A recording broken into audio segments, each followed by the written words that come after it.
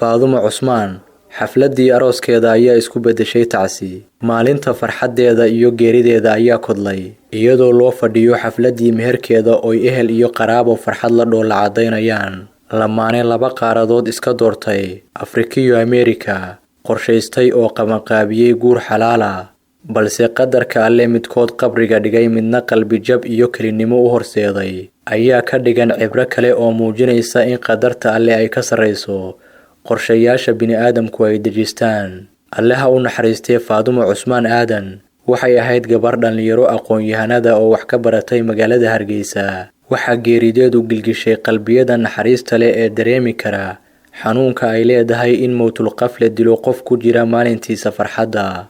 Soomaalida isticmaasha baraha bulshada ayaa si dareen looga falceliyay qoyska arooska ahaa ee geeridu kala geysay. Gacaliyaha Faaduma Khalid Maxamed Maxamuud ayaa ka soo tegay dalka Mareykanka si uu ugu aqalgalo magaalada Hargeysa kadibna ooridiisa ula guuro dalka USA.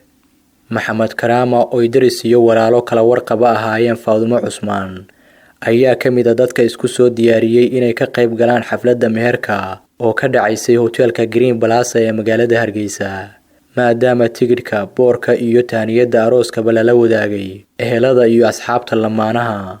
Cidna ma filayn inaysan caruusadu ka kici doonin xanuun ku soo booday oo habeennimadii loo dhigay cusbitaalka National, balse dhakhaatiirta oo ku sheegay xanuunka dhiigkarka ayaa soo tibiyay in xalkeedu ka soo reynayo. Sidaas awgeed ayaana loo qabanqaabiyay xafladii meherkeeda. Subaxnimadii hore ee saaka sidii ballanku ahaa qof walba waxa uu degdegay xafladda meherka, laakiin telefoon soo dhacay ayaa shucuurtii farxadda badnayd ku bedelay murugo naxdin leh, taasoo kaliftay in qof walba isagoo luudaya uu isii taago gurigii arooska laga qabanqaabinayay ee gabadhu ay ka soo jeeday. Subaxii saaka ahaa waxa uu diyaar u ahaa inuu farxadda la qaybsado Faadumo iyo Khalid, balse wuxuusan filayn ayaa dhacay. Qoraal uu ku daabacay bartiisa Facebook ayuu ku sheegay inay ku adag tahay inuu iloobo walaashii qaaliya oo ay daris ahaayeen muddo ka badan 15 sano.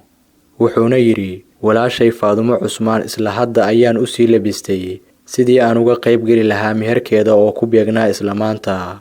Anigoo wadanka ka maqan ayay igu odhan jirtay, ii soo dhaqso waxaad ila joogi doontaa maalinta farxadayda ee.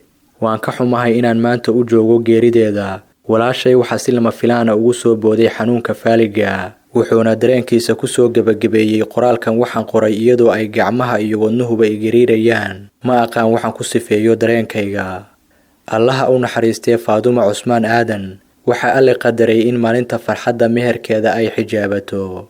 Waana waajib diini ah in qof walba oo islaam ah uu aqbalo qadarta Alle. Waana waajib diini ah in qof walba oo islaam ah uu aqbalo qadarta Alle si walba ay u qaraar tahay.